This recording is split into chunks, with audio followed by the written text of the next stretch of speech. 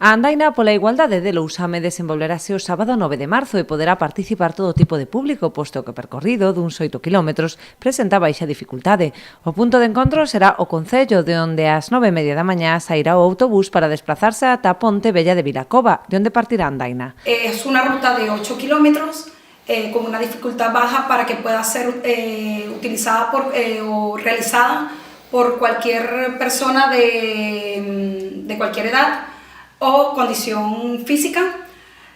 Luego iremos desde la Ponte Vella de Vilacova en dirección al Esende y llegaremos a Souto Redondo, donde haremos una parada y donde nuestro técnico hará una explicación de lo que es las papeleras y lo que es la mujer trabajadora. Luego reiniciaremos la ruta en dirección Porto Bravo, pasando por el resto de las papeleras que se encuentran en nuestro concello. A andaina estará guiada pola historiadora Maite Sobradelo, encargada de explicar o papel feminino na industria papeleira da zona, da que se poderán visitar varios expoñentes patrimoniais durante o percorrido.